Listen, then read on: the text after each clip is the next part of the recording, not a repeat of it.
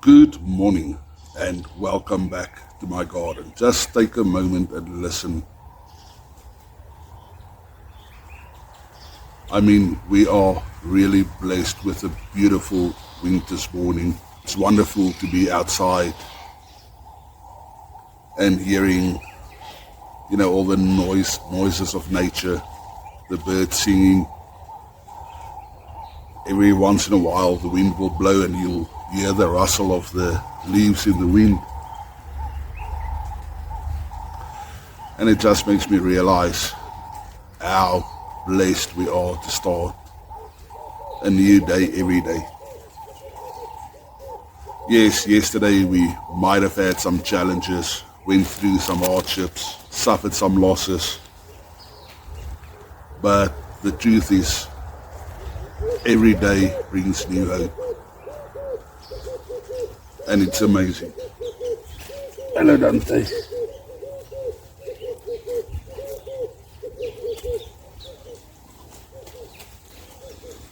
And it just reminds me of God's goodness and love.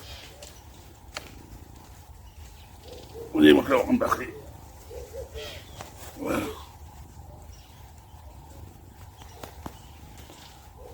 Jealousy.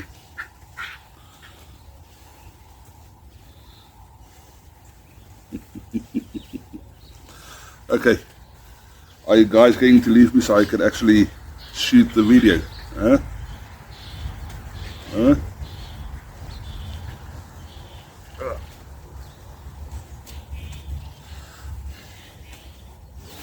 There we go, and I've got muddy prints on my pants.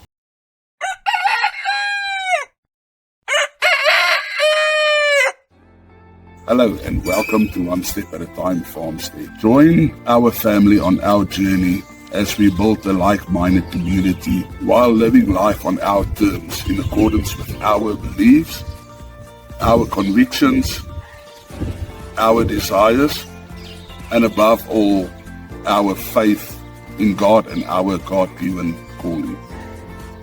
We promote a self-sufficient, self-sustaining lifestyle, especially with regard to fresh produce and fresh meat and the preservation thereof. It is our objective to prove that the self-sufficient, sustainable, healthy, happy, and fulfilling lifestyle is possible, even in an urban setting, while adhering to various laws, rules, and regulations of our government. Our ultimate vision and goal are to obtain and establish functional and profitable farm enterprises where we produce wholesome foods grown and raised according to our conviction in the way that God intended. In other words, organic, natural, chemical-free. Furthermore, it is our aim to teach and train in the various principles of self-sufficiency, self-reliance, and food security. We foresee hosting, supporting, and sponsoring masterclass training workshops in accordance to our call to the ministry of God. With your support, we know we can achieve these goals. Yeah, the previous video we actually did suffer some real technical difficulties and I played it into the editing of the video. I used the footage that I could, but yeah, it was quite a bit frustrating because I didn't notice that the camera stopped recording. But anyway, yeah, so today's video we'll carry on where we left off with the previous video, and that is our Temu garden haul. And the fact that I couldn't finish that video actually suits me better because from a previous Temu order I ordered some other stuff that I actually need in order to explain or to show you these products that I ordered now. And I also didn't make a video about the previous order, so I can actually do a combined video and it will make a lot more sense. So as you know, we are busy creating in-ground gardens for our market garden so that we can actually up our produce production. With that, I actually ordered weed barrier or landscape cloth, and I ordered 3 different ones so I can test it out and see actually what works better for me. I'll start with the one that I think is not going to make it to the garden, and that is this plastic. It's got perforated holes already printed in, and I think this one is 1 meter by 5 meters. What is nice about it is the fact that we do have the pre-made holes, 150 millimeters from each other. What I don't like about it though is that it is plastic and it seems very thin, but I will still give it a try, give it the benefit of a doubt, just basically see how it works. The fact that it is plastic means that water won't really siphon through it, so it will run off basically to the hole where your plant is or off the sheet. So I'm not really keen on this one, but I guess that is a cheaper alternative to the other ones. The second one is actually the one I like the most, and that is this woven plastic weed barrier. I just think it's a whole lot better, and water will actually seep through it and garden your bed evenly. This one that I ordered was also 1 meter by 10 meters. I actually wish I ordered more. I think when I order again, I'll do 4 strips of 2 or 2.5 meter by 10 meter for the garden beds that I actually want to create. However, they are quite more expensive. I did use some of it, and that was actually to get my orchard, my fruit trees, ready for winter, and let me show you what I've done there. But in my opinion, this woven weed barrier is awesome. Okay, what I have done to winterize my fruit trees, because they are still young, it's now the first year in the ground, I have taken the woven weed barrier and I cut it into square meter blocks, and I made a slit through to the middle and an opening for the tree, for the stem of the tree, the trunk of the tree to go through. Basically covered that around the tree, and then just on top I covered it with some wood shaving mulch. Just move it around. As you can see, my dogs and cats like playing in this. No. And they mess it up. So every now and then I just need to come and tidy up again. The reason why I did this is to protect the root system from frost during the winter. We are very close to our frost season, and we expect our first major freeze in about a week or 2. So what this does is it actually protects the root system from the cold. I've got the woven fabric there as a mulch, also to keep weeds coming through, but then the layer of wood mulch on top just add an extra layer of insulation from the roots as well. I do, however, also want to cover the tree in a frost blanket, but we'll get to that a bit later. Yeah, the second major reason why I put the weed barrier there is that during this growing season, I planted squashes, cucumbers to serve as a living mulch around the tree, but unfortunately this grass is very tenacious and basically overgrown all the squashes at the end of the day. And I could also tell that it did put some pressure on the trees, and I think everything just competed for nutrients at the end of the day. So having this here as a weed barrier ought to help me to at least get some of the weeds away from the tree and its growing area. I do have a problem with termites though. The next problem that I had was with termites, and as you can see, I still have quite a bit around here. So I hoped that this weed fabric will also help me to deter some pests from around the plant, because I actually lost another lavender plant and apricot fruit tree due to termites. Yeah, and other than that, I'm just trying to work in as much organic material as possible, because the idea is with them with the area becoming more and more organic, the nests won't be able, the tunnels won't be able to hold, and it will collapse and the ants will move away. But in the meantime, if you maybe have some suggestions on how to control and get rid of termites without using poison, it would be greatly appreciated. It seems like the borax and sugar thing didn't help much, and I think what I will do next is to scatter some diatomaceous earth around my plants, and hopefully that will deter the termites and some ants. But I also don't want to kill beneficial insects, so I'm still wavering on the idea of the diatomaceous earth. The third weed barrier is basically the cloth one, used a lot in landscaping. It is also porous, so it will let water through, and it will also keep weeds from growing. However, I don't think it is as durable as the woven plastic one. I think with time the cloth will disintegrate, or at least that is what I hear from the experiences of other people. However, it is a lot cheaper than the woven wheat fabric. This one is a 2 by 10 meters, so it's going to fit perfectly in this garden and for the demonstration that I want to do today. So let me get that set up.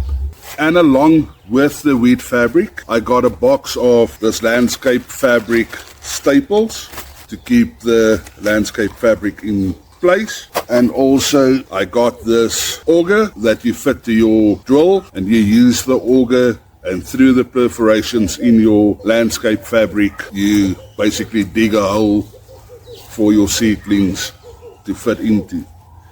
Now this landscape fabric doesn't have pre-made holes like the plastic one, but yeah, you can just cut that with a Stanley knife or a box cutter, then basically drill your hole for your seedling with the auger directly into the ground and plant it like that. I will have a link in the description for all these products, so you can just click on the link and use my affiliate code to get a decent discount on it, and in the process help me earn some commission as well.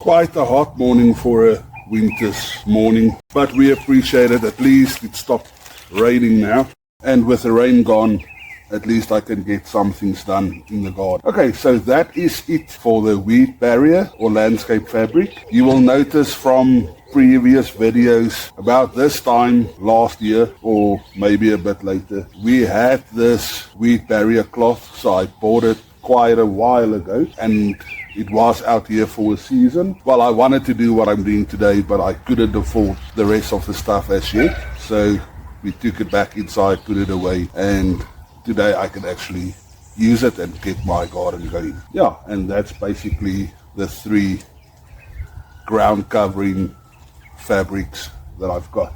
And that brings me to my second batch of items, and that is mini hoop houses or tunnels. I ordered 3 different ones, and 2 of them are identical, although it came out of different factories from different manufacturers. Well, all 3 are different. 3 different manufacturers from China, but 2 of these are exactly the same. And the only difference is the one was packed perfectly. You've got your fiberglass rods, you've got your connectors in a bag, you've got some pegs in a bag, and you've got your clips for your frost fabric in a bag.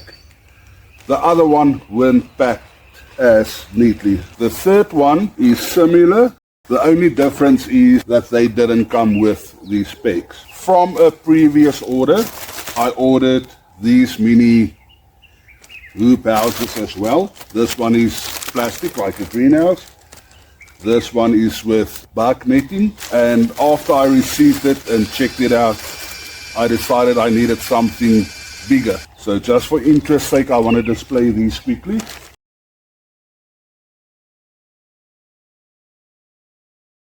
Okay, so you can see from the size of these ones exactly what I mean. I needed something bigger. I think these will work awesome over rows of lettuce, like butterleaf lettuce, Roman lettuce, and stuff like that. Maybe even strawberries, but things that grow rather low to the ground. And I'm definitely going to use this with lettuce. Yeah, so I'm definitely going to use those smaller tunnels for lettuce and strawberries, but because they are so small, that's what made me realize I'm going to have to look for something a bit bigger. So I started looking for alternatives, and that is where these 3 hoop houses come in, or 3 sets. What I like about them is that you can build them as big as you want to and as high as you want to. So at the end of the day, you can sit with something like this.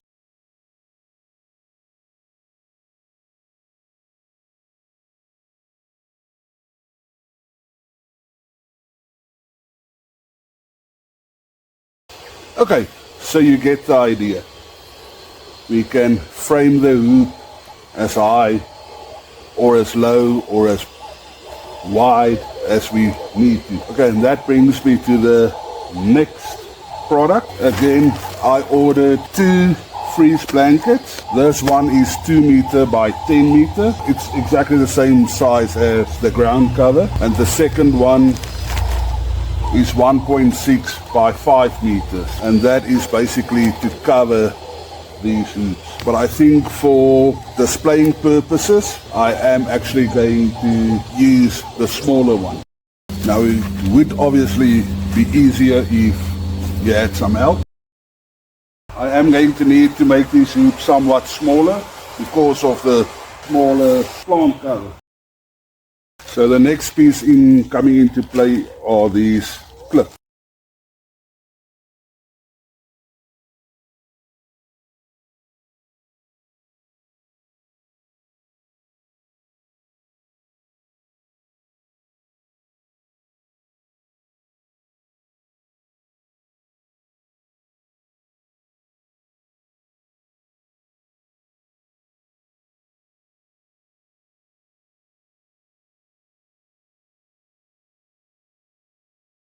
Now obviously this is the 1.6 meter frost cover, so I'm going to have to make the hoops a bit smaller to fit the sheet, but at least you get the idea. Fitting the bigger 2 meter sheet over here should be about this size.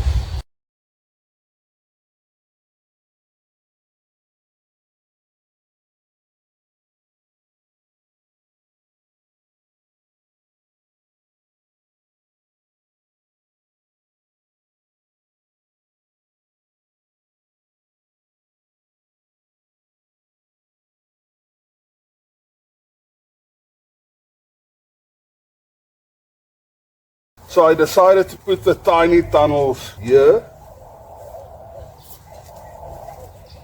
and for now I will use the 5 meter 1.6 frost cloth over this hoop. It's not much bigger, but it is wider. And then when I start the bed on this side, I'll do a full 10 meter by 2.5 meter. Or at least 2 meter. I've got the 2 meter one. The next one will be 2.5 by 10. But at least then it also gives me a bit of a walkway. I've decided to leave my garden bed like that, with the 3 mini hoops on the far side where I can grow stuff like lettuce and spinach, Swiss chard, things like that. And then the hoop house with the 1.6 meter covering on this side, which gives me about 4 foot rows that I can, or 3 to 4 rows that I can put under that shading or that frost blanket. Then the second bed I will do the 2 meter by 10 meter hoop, with this garden bed being planned and laid out. That brings me to my next step, and that is seed start. I normally use these trays, and I still probably will. I've used them for quite some time. I just thought I can move over to the pot system. You saw me doing the single pot system specifically with tomatoes and things like that, where you start them off individually, but that's just a bit easier with transplanting than using those seeding trays. However, I've also seen and ordered this from Temu, which is a soilless medium for seed starting, or they use it in hydroponics as well, where you can see you've got your blocks over here, and with a little hole where you can put your seed in, and you wet this stuff and let it germinate, and from there you can either transplant the whole cube like that into the ground or use it in hydroponics. So I really want to give this a go. I'm really not certain what material they use here. I'll see if I can find out, but I like the idea. I've seen other things made in a similar way with coconut husk or peat moss, where they compress that together in a mold and you can have your soilless seed starting. I actually just want to go and check what material this is made from. Yeah, and that brings me over to the final product that I want to show you today. What I've got here is the final product that I want to show you, and this is basically just a clip together kind of a trellis support system. Again, I don't really know if I like this, but I'm going to test it. But I don't know how durable this little plastic trellis is going to be. But I do like the concept. As you can see at this moment, I've got my raspberries here, and I've got a metal rod in the ground here to stake the plant and to keep it upright. But at the end of the day, I would actually like to let the plant grow the way it wants to and then just support it upright. Again, the same here, I've got the woven wheat fabric at the bottom, topped it with a bit of this wood shaving mulch, and I just need to clean it up a bit here around the stem because Bruno obviously played in the garden again. Anyways, yeah, so you can come around, clip this ring together. I think this idea would be awesome if we can actually have this made with metal rods. So there's a first tier.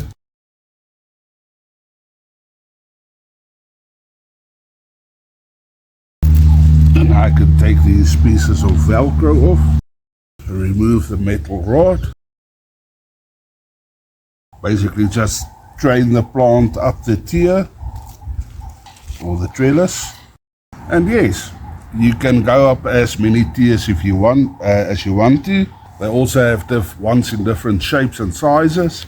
I don't think this will work as a tomato cage though, but I think it works perfectly well for keeping my raspberries upright.